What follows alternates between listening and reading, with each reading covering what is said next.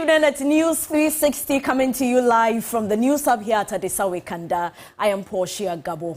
And my name is Pa Kwesi. And coming up in the next 60 minutes. News360 Headlines is brought to you by Flamingo Paint, Pepsodent Charcoal and Pepsodent Herbal. And coming up tonight, Attorney General drops charges against former Deputy Governor of the Bank of Ghana, Johnson Isiama, and other high-profile cases a day after discontinuing the Cocoa Board case against Dr. Opuni and Seydou Agongo. West Africa Examinations Council incurs wrath of parents over its decision to withhold some WASSCE results. We will tell you about it.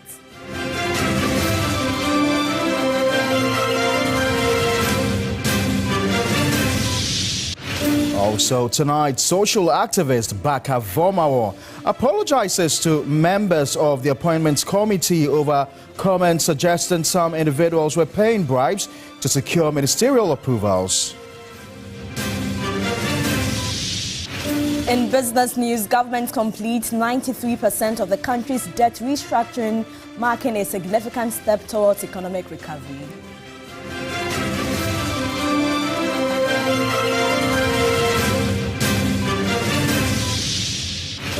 And elsewhere on the international front, the Democratic Republic of Congo president will not take part in regionally brokered talks aimed at ending the rebel assault on the key eastern city of Goma.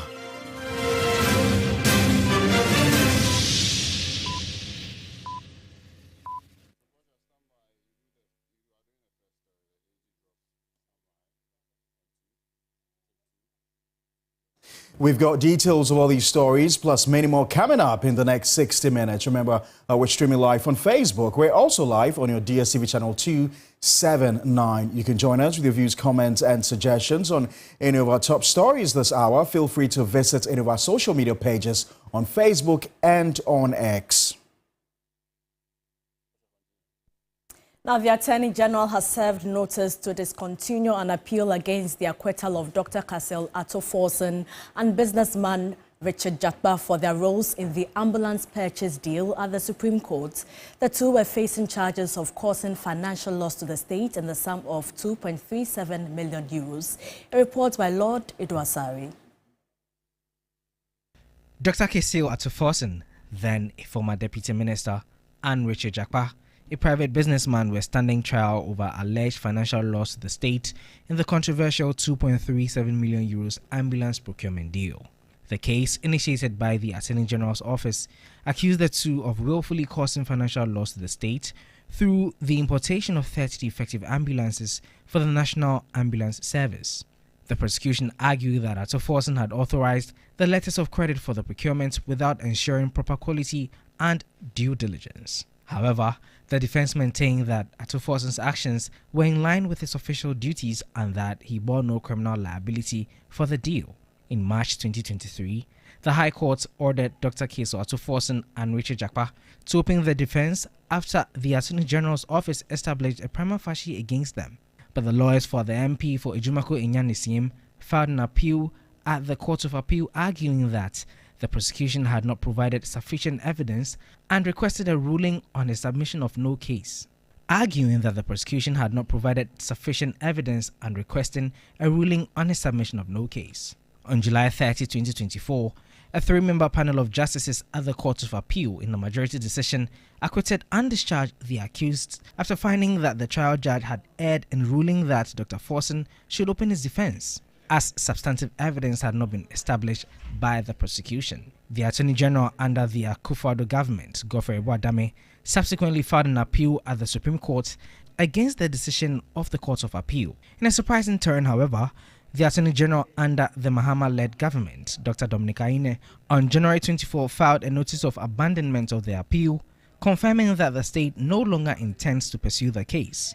This marks the second case the Attorney General has discontinued since taking office after earlier dropping charges against former Cocoa Board CEO Dr. Stephen Kwabena Opuni and businessman Seydou Agongo earlier this week.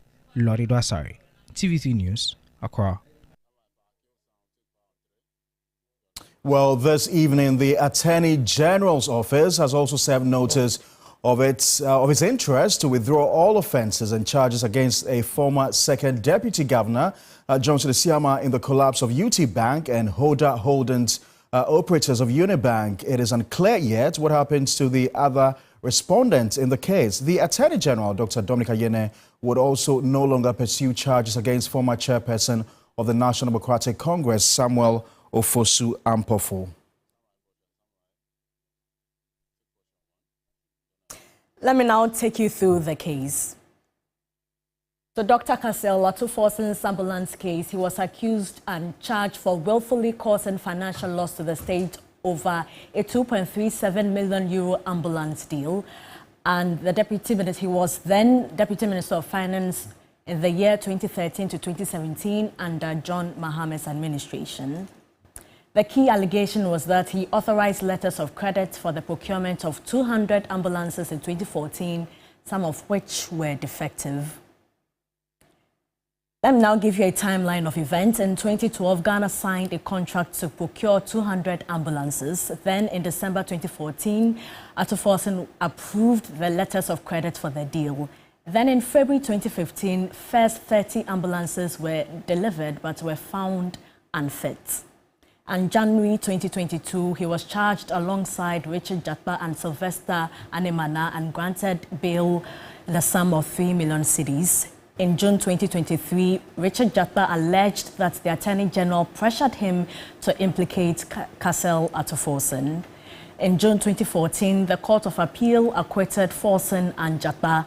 Then this year, the Attorney General appealed the acquittal, claiming the Court of Appeal erred in its judgment. Now, in the case of Dr. Johnson Isiama, former second deputy governor of the Bank of Ghana, these are the background. Now, he served as second deputy governor of the Bank of Ghana from April 2016 to December 2017. He was accused of approving a 300 million CD unsecured loan from Unibank to Universal Merchant Bank, despite Unibank's poor financial condition. In April 2016, he was appointed the second deputy governor of the Bank of Ghana. In December 2016, Unibank borrowed 400 million cedis from the Bank of Ghana via overnight borrowing. Then 325 million cedis was dishonestly transferred through the UMB to acquire 51% shares in the Agricultural Development Bank. In November 2015 to September 2017, various fraudulent payments amounting to 74 million cedis were made by Unibank to fund Uni-Precision Printing and Packaging Company Limited, that is a subsidiary of Hoda Holdings. In December 2017, Dr. Isiama resigned as the second deputy governor of the Bank of Ghana. In March 2018, Unibank was declared insolvent and placed under administration by the Bank of Ghana. In January 2024, he was charged with financial mismanagement and fraud over Unibank's collapse. This year, he appeared in court alongside Dr. Kwabena Dufour and others and granted a 60 million cedi bail with 2 sureties. In the case of Dr. Samuel Ofosu Ampofo, former NDC national chairman, these were the charges and allegations leveled against him. He was charged with conspiracy to cause harm and assault on a public officer, and the charges were based on a leaked audio recording in which he allegedly incited NDC communicators to verbally attack the EC chair as well as the National Peace Council. He pleaded not guilty and was granted bail of 100,000 cedis with 1 surety in April 2019. Then his legal team argued that the leaked tape was doctored and an invasion of his privacy. The prosecution presented 3 witnesses before closing the case, and the defense was set to open on June 20, 2024. In November 2023, his lawyer stated that he was in the United States of America for post-surgery treatment, leading to the adjournment of the case. And upon returning to Ghana, his health condition led to another delay in proceedings. In the case of Dr. Stephen Oponi, former CEO of Cocoa Board, pre-2014, he served as the executive director of the Food and Drugs Authority, and currently the cases have been withdrawn. Let's speak to Martin Kbebu. He is a private legal practitioner. Counsel, thank you so much for your time. First of all, are you surprised by the move by the Attorney General to discontinue the charges against them? Okay. So, hello? Yes, I can hear you. Okay. Yes. Okay. So, putting them together, one forms the impression that these cases have been discontinued because they are seen as a witch hunt. Yes. Otherwise, I mean, it's difficult to see why the Attorney General would discontinue. That's file a nolle prosequi. Yeah, it just certainly tells you that in the Attorney General's estimation, he doesn't think that these prosecutions should have been mounted in the first place. And for some of them, yes, there is information out in the public to justify that, especially in the case of Atuforsen and Japa. In that case, you remember the Dubai-based company offered to pay over 2 million euros so that the ambulances could be returned.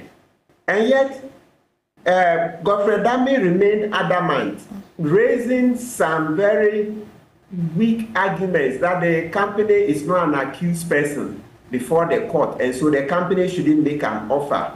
That was a very strange response, and that's, I'm being very charitable, okay, by saying that what Attorney General did in that case was strange. I mean, so you see that if you combine the rejection of that offer from Deep Sea, I think Deep Sea something, that company from Dubai, if you combine that rejection with the leaked tape in which Godfrey Dame was seen begging Japa to go and give false testimony to the court and to get fake medical excuse duty, you come to the conclusion that it's a witch hunt, because in that tape, please, as we're talking now, it's an official record. It was admitted in the course of the proceedings by Justice Ifia Sewa Sarigotri. It was deemed to be genuine, authentic. Godfrey Dame couldn't shoot it down. In that tape, Godfrey Dame complained that he was being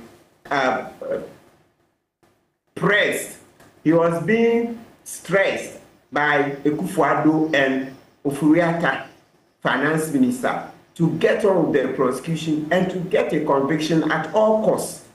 So with that tape in the public domain, in this Atuforsen case, the Attorney General did the necessary and very befitting thing by discontinuing the trial. Because you remember earlier on, we had called for such a decision. Yes, in 2024, when this matter came up, I remember, was it around May, June, maybe I've forgotten the period, but I think from March, yes, there was something, I think they were discharged by the Court of Appeal in March, in March 2024, right? Yes, and before that, we had called for the discontinuance of the trial because it's a sham. Once Godfrey Dame says that the main purpose for the trial was that Akufo-Addo and Ofori-Atta wanted a conviction at all costs, and you could hear Godfrey Dame coaching Japa to go and lie to the court. You could hear Godfrey Dame asking Japa to go and procure a fake medical, excuse duty.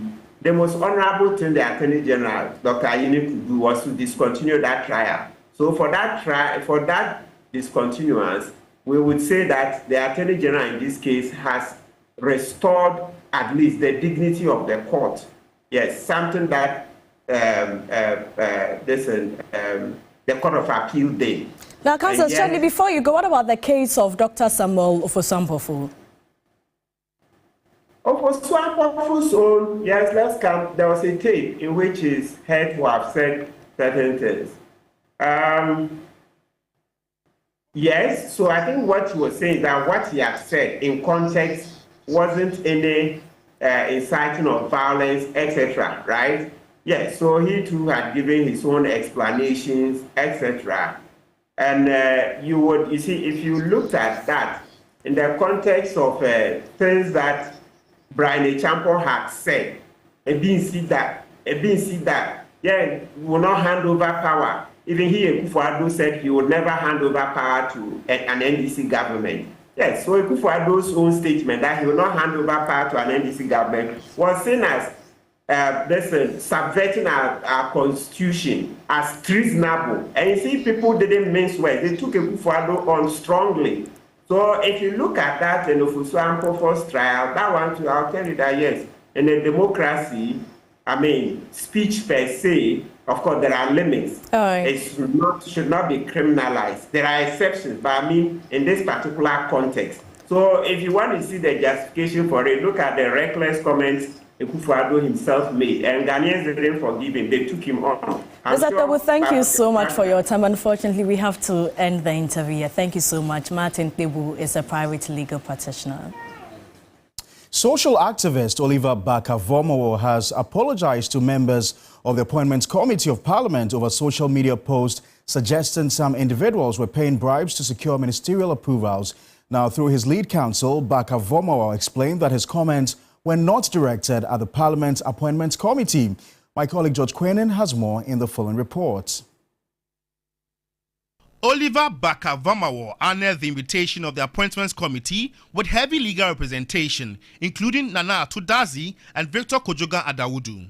The social activist admitted to authoring just one of the two posts in question. It was a tough session for the chairman of the committee, Bernard Ahiafo, as the committee struggled to get the witness to answer questions directly rather than through his legal representation. I want him to respond to the issues. No, I want him to answer my questions. He should answer my questions. Honorable members, let's have some order. Once the witness is here with a lawyer of his own choice, why would the Constitution guarantee that right? Which right I must preside over its violation?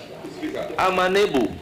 His legal team further explained that the post was intended only to expose certain misconducts. In which circumstances I would think that a person who comes forward to say that the Honorable Appointments Committee, their honorable job is being affected by some other person, third parties, it should be commended. Under the Whistleblowers Act, he probably will need some compensation for services rendered. For the minority, the post has caused significant damage to the reputation of its members. You and I know that in this country, Ghana, as particularly Accra here, people hear things every minute. Should we begin to be typing things that we hear? I've heard Kojo Mensah has done A, Adwata has done B, Ama Mansa is this. So we say that we are blowing a whistle. Then there will be chaos in the country. MP for South Day, Roxanne Nelson Dapiamokpo, concluded that the committee lacked the merit to handle the case and should instead refer it to the Privileges Committee. After the back and forth, the witness, Oliver Barker-Vormawor, issued an apology. I am saying here clearly that my post was not intended to disparage members of the committee, and I have not intended to say that members of this committee have received or demanded bribes from various individuals. At no point was my statement intended to communicate same, and for those reasons, I apologize. The committee implored Oliver Barker-Vormawor to issue a disclaimer for the post he deemed fake and also to withdraw the post he authored on January 24. George Quenin, TV3 News, Parliament House, Accra. Still in Parliament, the House has approved 7 additional ministerial nominees of President John Mahama. Judith Brown has the rest of the story. Parliament has unanimously approved 7 ministerial nominees on the floor of the House. These nominees are the Honorable Emmanuel Kweja-Jekum, who is Minister of State for Special Initiatives, also Honorable Linda Obenewa-Akwele-Oklu, who is also the Minister for Greater Accra Region, Mr. Kenneth Gilbert Ejay as Minister for Works and Housing, as well as Water Resources, Honorable Emmanuel Ama-Kofi-Boa as Minister for Lands and Natural Resources, Mr. Tia Ibrahim as Minister for the Northeast Region, Dr. Frank Amwakohene as Minister for the Ashanti region, and Mr. Akamugri Atanga Donatis as Minister for the Upper East region. Well, initially, Minority Leader Penyo Markin raised issues about the Minister-designate for Lands and Natural Resources, Emmanuel Amakofibwa, based on earlier statements he made on the floor against the then President Nana Dankwa Akufo-Addo after his State of the Nation address. We have come to the end of the road for what has been undoubtedly the worst government under the Fourth Republic.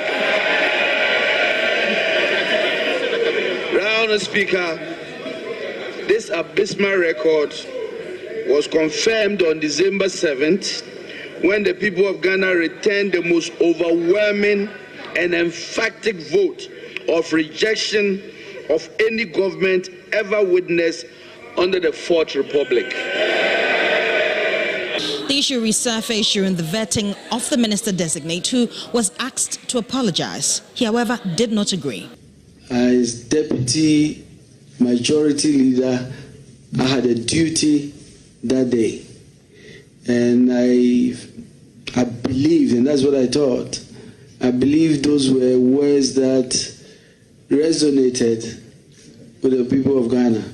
It was based on this that the minority was not satisfied with the vetting process, which meant that his approval would have been subjected to a secret ballot. All of us here know that beyond this chamber, we have the party that takes decisions. I do not want to be seen as having disobeyed party orders. For the avoidance of doubt, Honorable Emmanuel Amakofibwa made certain comments against His Excellency President Nana Dankwa Akufo-Addo when we had the SONA. And the understanding was that indeed it was very, very much in a bad taste. After debate on the floor, however, the minority finally agreed on his approval based on what they say was a withdrawal of Mr. Amabwa's earlier statement. Having apologized, having retracted, we can't stretch the matter. We're no more going to subject him to a ballot, a secret ballot voting. We have therefore withdrawn. For now, we await the next batch of ministerial nominees to be vetted and approved. Judith Brown, TV3 News, Parliament House, Accra.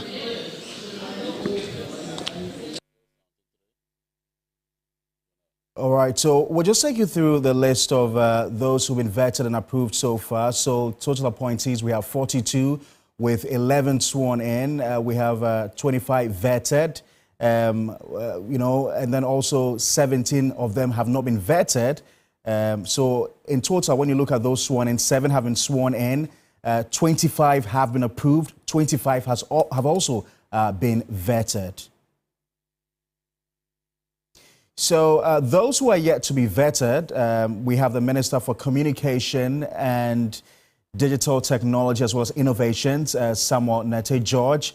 We have got the Minister for Sports and Recreation, Kofi Idi Adams, the Minister for Labour, Jobs and Employment, Abdul Rashid Pelpo, the Minister for Health, Kwabena Minta Akando. We've also got Ibrahim Mutala Mohammed, who's yet to be vetted for the Ministry of Environment, Science and Technology.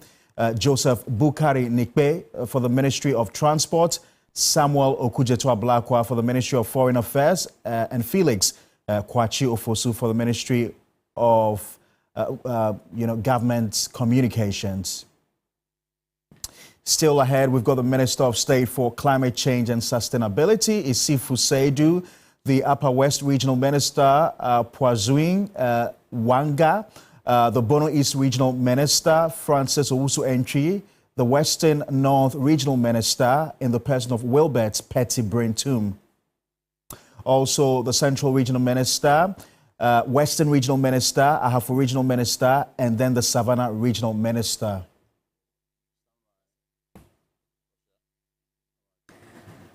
Let's now go to the Ashanti region, where a decision by officials of the West Africa Examination Council to compel students whose WASSCE results have been withheld to write a report was fiercely resisted by their parents, creating a chaotic scene at the Kumasi office of the council. Our correspondent Ibrahim Abubakar was at the Kumasi office and filed this report. In the Ashanti region, results of over 2,000 students who wrote their WASI in 2024 have been withheld over suspicion of examination malpractice. All 1,900 students of Tia Media Senior School in Kumasi have their mathematics results pending. Officials indicated that even though the students were not directly caught engaging in malpractice during the exams, the external markers identify a particular pattern of answering the question, which they concluded as a form of irregularity. All the students, including others from different schools who were openly caught engaged in examination malpractice, and their parents were asked to report to the Kumasi office of WAEC on Wednesday, January 29. Upon reporting to the center, the affected students were asked to move to a separate room to individually write a report and be vetted. This directive didn't sit down well with many parents who questioned why WAEC failed to state that in the invitation letter. Most of these kids are minors. And how can you tell me that I should bring my ward to you and without my guidance or maybe a legal counsel present, my ward should implicate himself in whatever way we don't know. You could implicate someone who might be innocent. We don't know this. But you say they should write a report. Then you will base on that to determine the outcome of their exam results. Why you didn't even catch them in the exam or doing any more practice? We were ambushed and we needed clarification. We told them, clarify us, what exactly do you want from us or from our wards? That's where we are. You call a parent far from Yendi side, only to come of no results. Is that right? The reports will not give you what they want, because definitely the children will not tell you that the truth. But the deputy registrar in charge of certificate at WAEC, NSA Japan, entreated parents to remain calm. We are not saying that we have released the results midstream. No. It's an exercise that we are doing, and for that matter, the exercise must go on, and then when we have finished everything, then the results will come out. A candidate who did not involve himself in any malpractice will come out clean, and that person will get his or her results. But if you are a culprit of whatever mass cheating that went on, you will be punished as such by the law. WAEC denied claims of deliberate targets on some schools. WAEC has no school in mind that this school we want to victimize them, this school we want to know what we gain in doing that. All that is happening is that we have people who are working for us, and for that matter, those people who are working for us report. You cannot sit on that report, you have to investigate. That's why we are investigating. So the WAEC official says the vetting exercise is part of investigation process and also an opportunity to give the students a fair hearing. But some of the parents still insist they will not allow their children to write the report. Ibrahim Abubakar, TV3 News, Kumasi.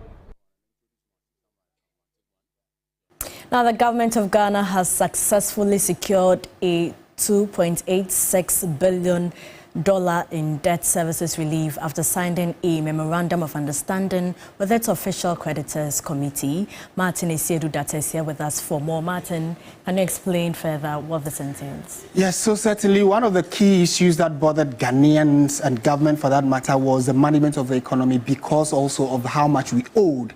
And in terms of how much we owed, we had domestic debts, or people, institutions we owed locally, and then external.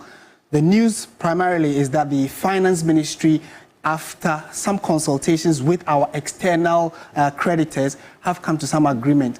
And the reasons behind it will walk our viewers through shortly, but it is also to give the new government some breathing space to be able to get the economy back on track. So we'll walk our viewers through the numbers as they currently stand. So we know that the total debt of the country as of the second to third quarter stood around almost $50 billion.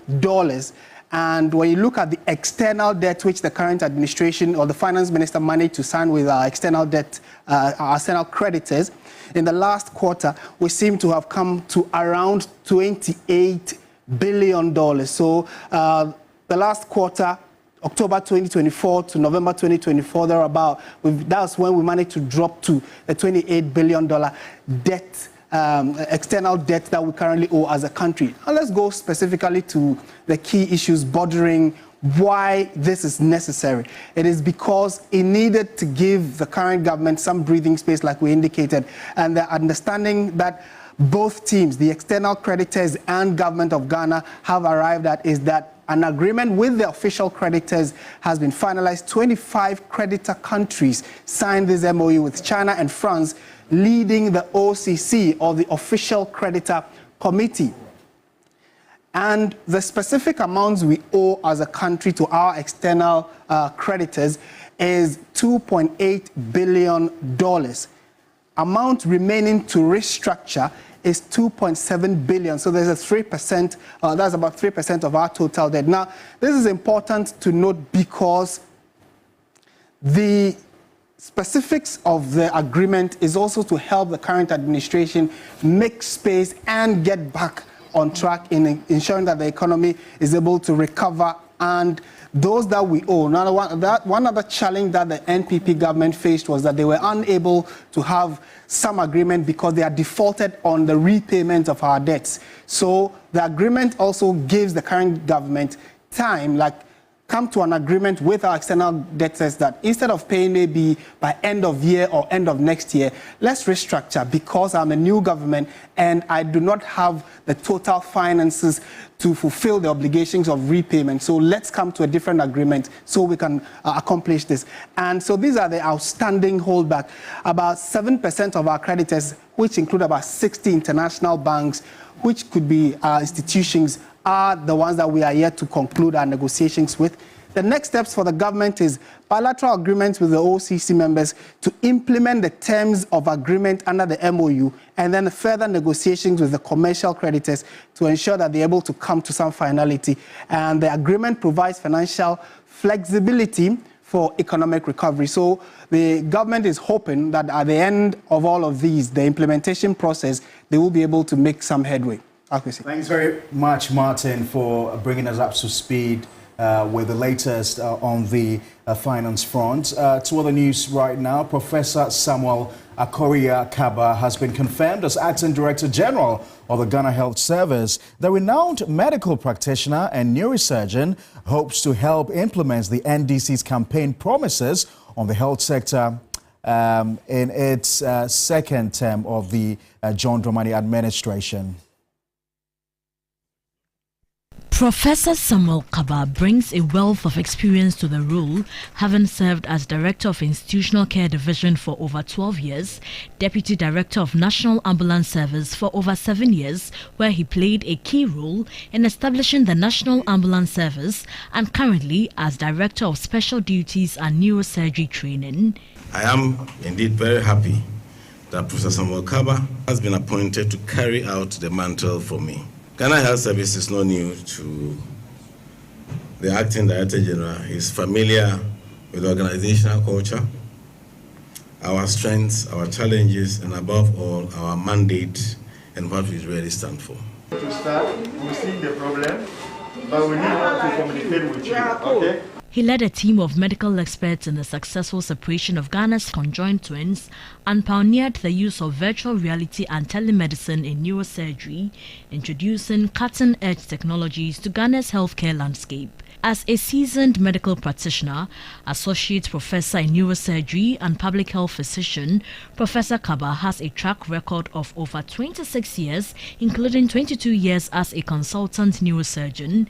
His expertise spans strategic planning, health governance, emergency response, and crisis management, among others. The vision of the government and His Excellency the President, and that is what I'm here to implement and make sure that we achieve. His immediate task will be to handle the cholera and meningitis outbreak. I'll be having a meeting with the program managers of these respective diseases. I've already had a talk with the Director General outgoing about this because this is dear to my heart and it should be tackled immediately. According to him, his new role will not stop him from operating as a neurosurgeon. Yesterday, I did a 16-hour operation. Yes, yesterday. And I don't intend to stop. Of course, I will take some time to settle here, and then once I settle, that policy will continue so that all the people who are involved will continue going to the hospital so we can have better policy for our health workers. The 1992 Constitution of the Republic of Ghana, Chapter 14, provided for the establishment of the Ghana Health Service as part of the Public Services of Ghana. The Ghana Health Service is responsible for implementation of national policies under the control of the Minister of Health through its governing council, the Ghana Health Service Council. Reminder, still watching News 360, our major news bulletin for the day. We've got more coming up shortly.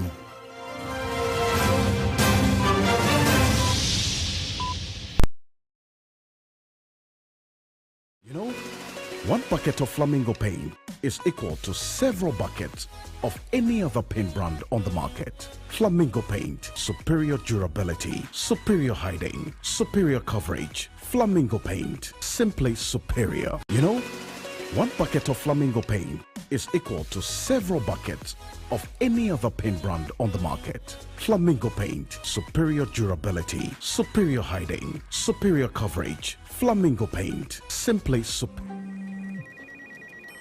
She's coming. She's coming.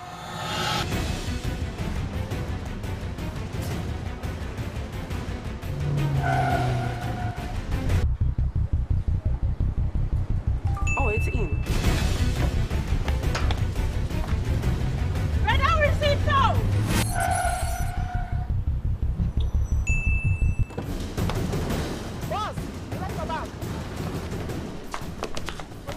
Here, take this. She's coming. I know. Go to the pharmacy now. She's coming. Oh.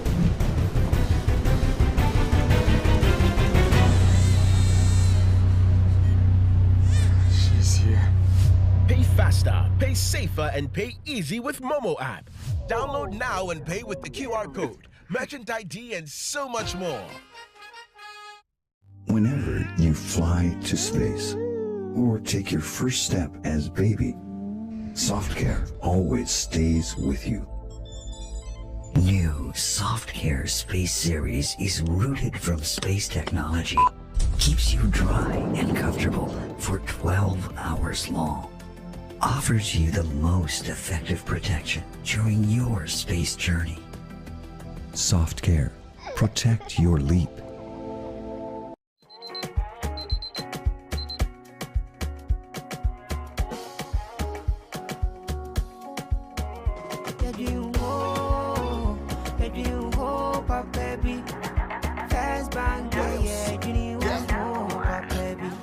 For a bank to rely on, let me give you a shoulder to lie on. We do we say to bank be no lie. Only one place where I get my eye on. Make I introduce you all to First Bank, the best services in the world, first rank. Customer service, everything is well planned. I make music, I travel, I sell land. They be my reserve tank. Cause every time I know my money's safe. Universal banking ain't in me here the date. I'm a busy person, me no need time to wait. Now I got to Spain, even when I'm in the States. My me blue shirt. The team in office is chilling, but who cares? Cause I bank with the best. I'm lucky, I'm too blessed. When it comes to First Bank, it's too west. Everything is you first. Nobody feed do I'm like us. Do I'm like us. First Bank we treat you first. Treat you first. Somebody see yeah. Think about you first. Think about you first. You first. First Bank.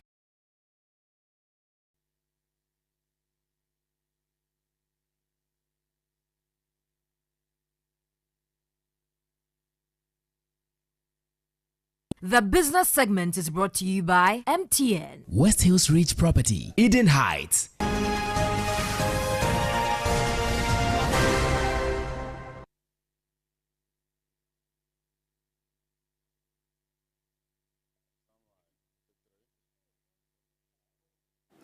Hello there, good evening and welcome to the business segment here on News 360. I am Michael Obodu. Now, Finance Minister Dr. Kasiel Atto-Forson has announced that Ghana has made substantial headway in its debt restructuring program, paving way for an ambitious economic reform agenda. In a press briefing, the minister revealed that the Memorandum of Understanding with the Official Creditor Committee, OCC, has been signed by all participating creditor countries. According to Dr. Kasiel Atu-Forsing, 93% of Ghana's debt restructuring has been completed, leaving 7% involving 60 international banks still to be engaged. He highlighted that an outstanding $2.7 billion representing 3% of Ghana's total debt is still under negotiation. On the 17th of January 2025, I, in my capacity as Minister of Finance designate, met with Ghana's advisors and the technical team of the Ministry of Finance to discuss the state of affairs, create a timeline, and outline action plan for implementation. Today marks a significant milestone from the team, and we are pleased to inform all Ghanaians that the Memorandum of Understanding, reached with the Official Creditors Committee last June, has now been fully signed by all 25 participating creditors country. The minister thanked all members of the Official Creditor Committee, particularly the committee's co-chairs, China and France, for their unwavering commitment to assisting Ghana in resolving its debt issues.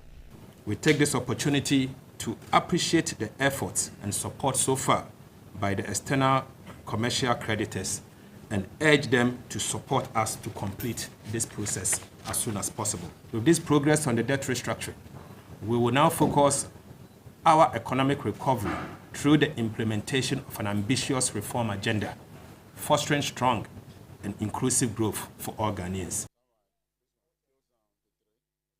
Now, all charges against former Deputy Governor of the Bank of Ghana, Johnson Esiama, has been dropped in connection with his alleged involvement in the collapse of Unibank and UT Bank. Now, the Attorney General, Dominic Aine, officially withdrew the charges against Esiama and several others who have faced a range of accusations, including fraudulent breach of trust, money laundering, conspiracy to commit crime and violations of the Bank of Ghana Act, all dating back to 2020. In the case concerning the collapse of UT Bank, Esiama has been charged alongside 5 others, including the bank's founder, Prince Kofi Amoabeng. This development comes amid growing speculation that Dr. Esiama is being considered for the position of Governor of the Bank of Ghana, with sources indicating he is a leading contender for the role.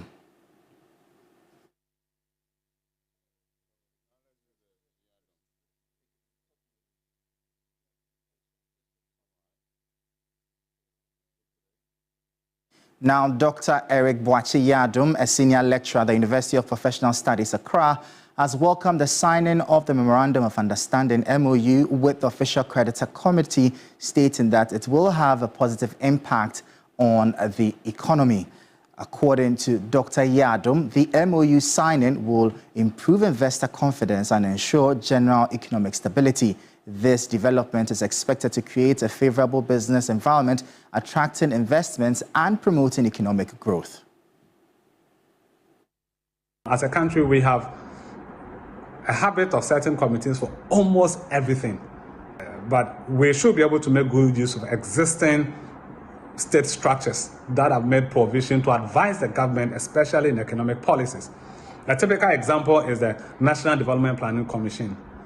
When you look at their Act 1984, Act 480 and the Act 479, it mandates the NDPC to be able to be an authoritative planning body that will be able to give the government sound choices, economic choices to promote sustainable development, across the country.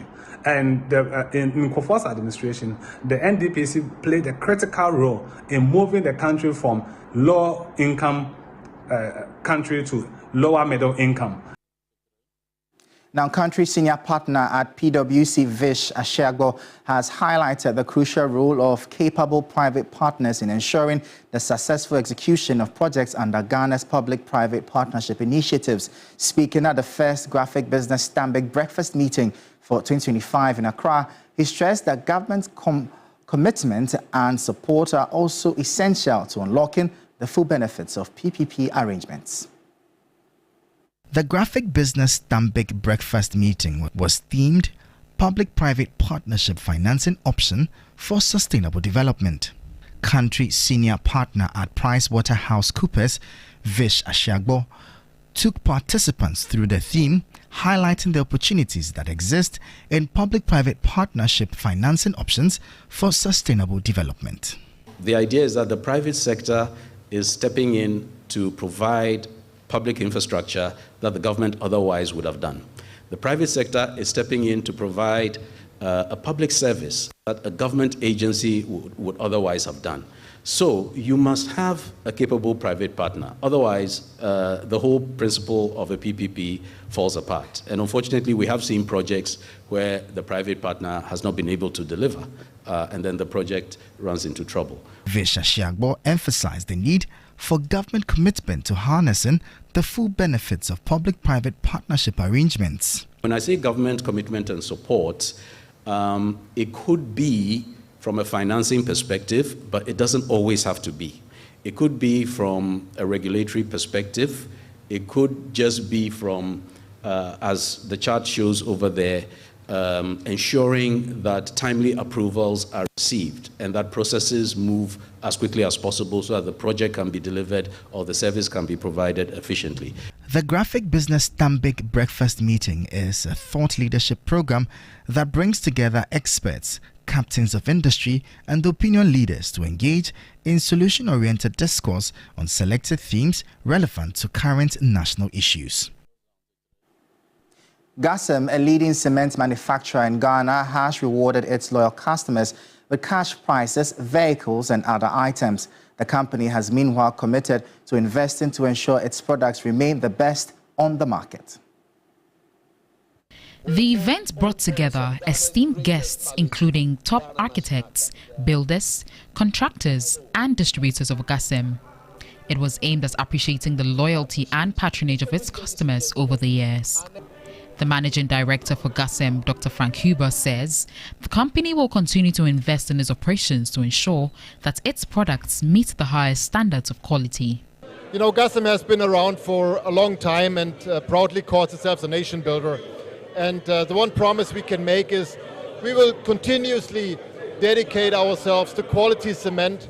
We will continuously dedicate ourselves to supporting our customers, supporting all construction projects in the country with quality cement, and continuing to build this wonderful, great nation that requires strong, trustworthy building materials. This is what we stand for, and this is what we will continue to stand for in the future.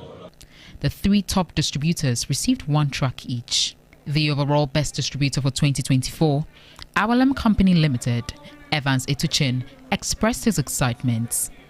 I'm feeling great because this has been first on its kind. That Tema, at least somebody has been able to win the overall award. This is a brand that we recommend for people, our customers, our those who do constructions and all over. I am proud to be a partner of Gassem, and I'm also proud to be their best distributor for this year. Gassem, the nation built. And that'll be all for the business segment here on News 360. I am Michael Obodu. Over to you, Portia. Thank you so much, Michael. Now, President John Mahama has pledged to expand access to reliable, affordable and sustainable electricity across the continent. The president joined 30 other African heads of state at the Mission 300 Africa Energy Summit in Tanzania, speaking to the media shortly after arriving from Tanzania. Together with the president, the acting government spokesperson, Felix Kwacho-Fosu, says the NDC administration is focused on alleviating the energy plight of many Ghanaians in rural communities. The objective of the summit was to discuss ways of extending access to energy to underserved areas within Africa. And so the heads of states met following an earlier meeting by ministers of energy of various African countries. Each head of state took turns, I beg your pardon, to elaborate briefly on what the commitments to this objective were and what they had done in order to ensure its realization. President Mahama recounted Ghana's experiences and shared the strategies that he in particular adopted to get us out of the perennial energy problems that we've had, and and took the opportunity to advise against some missteps or mistakes that had been made in the past.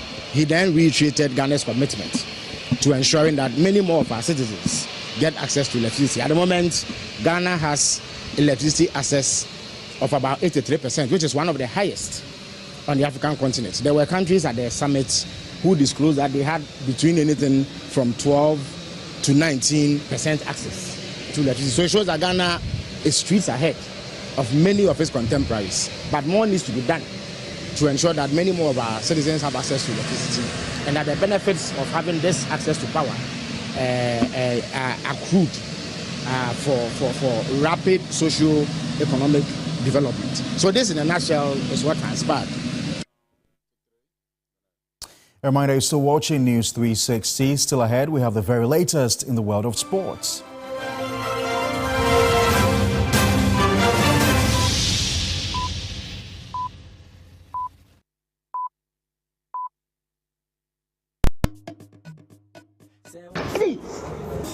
Master, I have told you to use Kojak quality oral care products like the Kojak Charcoal toothpaste for strong teeth. Give me the meat.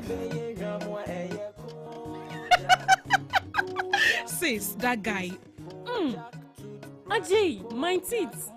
Sis, haven't you heard of Kojak P&F toothpaste and their mouthwash? Right after here, get one for yourself. It helps fight sensitive teeth just like you're experiencing. Hey, sis. Yes. Do not joke with your teeth because it may worry you in the future. Over the past 30 years that we introduced Procode onto the market, that has no competitor. We have again introduced Kojak Oral Care onto the market with the same high quality standard like Kojak Charcoal toothpaste that makes your teeth whiter and stronger. Kojak regular fluoride toothpaste that makes your teeth stronger, fights against toothache, and lathers well, leaving your mouth with an improved fresh taste and breath. If you have a sensitive teeth when you take something cold or hot, yours is to go for Kojak P and Kojak F. Together with the mouthwash, go for Kojak Oral Care products because Kojak dear, it be quality keke. This advert is FDA approved. I love President Charcoal. Why? When there are so many other charcoal toothpaste. That's both charcoal and lemon. Oh, does it? Yes. Look right here. Yes. Pepsodent Charcoal has two of nature's powerful whitening ingredients. With the power of activated charcoal and lemon essence, it removes stains and whitens teeth naturally. Convinced? Well, I am. Just look at your beautiful Pepsodent smiles. For naturally whiter teeth, Pepsodent Charcoal. Pepsodent.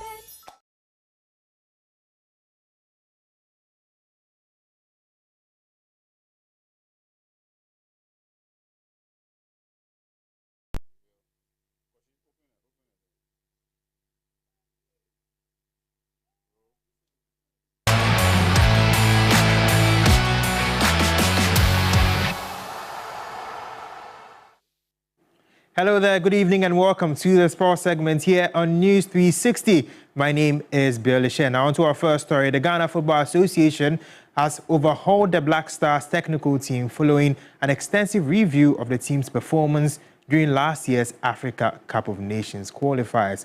Ghana failed to qualify for the 2025 AFCON following a poor qualification campaign which saw the Black Stars recorded 0 wins. Experienced German manager Winfried Anton Schäfer, a 2002 AFCON winning coach with Cameroon, has been named the technical advisor of the Black Stars. Desmond Ofair comes in as an assistant coach to replace Joseph Lohmann, who was sacked. John Pencil and Fatah Dawda remain in their roles, while a team psychologist and a video analyst were added. Sports journalist Atapoku believes the team is good on paper, but have to deliver. So the names are exciting. The people look competent on paper, but trusting Black Stars is also very difficult for all of us because we've seen how low we've sunk. Once again, all this backroom talk is geared towards preparing and equipping our players to deliver when they play against opposition across the continent and then on the globe. If we do all this and still we are unable to get a team that would play well and win next matches, then we are in trouble. Look at Antoine Semenyo. Look at Iñaki Williams. Look at these boys and how they are playing so well for their club sides. As individuals, they are good, but as a collective, they are terrible for the nation. we would have to do something about it. So it's a new dawn, it's a new era, one that impressed me on paper. I would love to see it work in practice. If we fail, I would say we are in the last chance saloon for everybody involved in the running of this national team. Now, Mediama SC have confirmed the appointment of former Black Meteors coach Ibrahim Tanko as their new head coach on a 2.5-year contract. The former Ghana international, who holds a UEFA License A certificate, takes over from Augustine Evans Adote, who reversed to his original role as technical director. Now, he believes Mediama is one of the biggest clubs in Ghana and a perfect place for his new journey. Coach Ibrahim Tanko, welcome back home. Thank you very much. How do you feel joining Mediama Sporting Club? I feel blessed because I knew Mediama not today, and I'm friends to the president, I think almost 6 years or 7 years. So, and today I'm here, I find a new home. So definitely I'm feeling happy. Yes, because Mediama Sporting Club is one of the biggest in the country. When you look at the last 10 years, what the team achieved with all the infrastructure, and yeah, I think it's a very good choice for me. I think I can make it happen here. Of course, that was Ibrahim Tanko, the new manager of Mediama SC. But moving on to Europe, the UEFA Champions League group stage fixtures will be taking place at 8 p.m. The last round of fixtures, PSV versus Liverpool, Bayern versus Bratislava. We have Dortmund versus Shakhtar Donetsk, Leverkusen versus Sparta Praha, Girona versus Arsenal, Barcelona versus Atalanta, Brest versus Real Madrid, Man City versus Club Brugge. We have Young Boys versus Red Star Belgrade as well.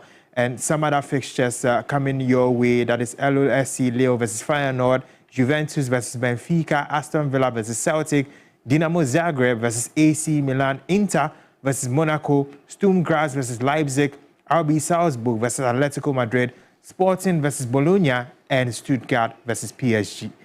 All 18 games should be taking place. That's all for the sports segment here on News 360. My name is Billy Shen. International news is up next.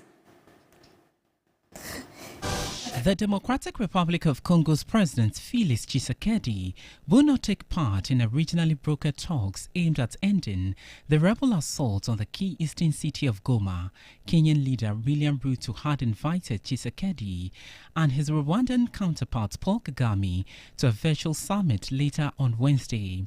As corpses lay on the streets of Goma following heavy fighting, neighboring Rwanda is accused of backing the M23 rebel group, which has taken over much of the city, including its airport.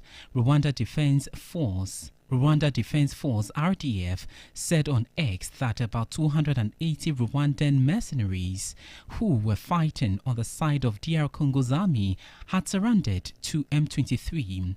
Meanwhile, Rwandan-backed M23 rebels in Democratic Republic of Congo are reported to be moving south towards Bukavu, the capital of South Kivu province, apparently bidding to extend their area of control in the country's east after capturing the city of Goma. Any successful push south by M23 would see them control territory that previous rebellions have not held since the end of Congo's major war 20 years ago. An initiative to connect 300 million Africans to electricity in the next 6 years has won new pledges worth more than $8 billion from lenders including the Islamic Development Bank and the Asia Infrastructure Investment Bank. The Mission 300 initiative, launched by the World Bank and the African Development Bank in April, is projected to cost $90 billion. World Bank President Ajay Banga, provision of 300 million people with access to electricity, half of those currently without power on the continent, is a crucial building block for boosting Africa's development by creating new jobs. Well,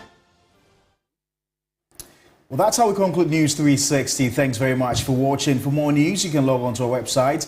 It's www.3news.com. My name is Pa Kwesi Asare. And I am Portia Gabodu. Join Alfredo Cancer at 10 p.m. for Ghana Tonight. Good evening.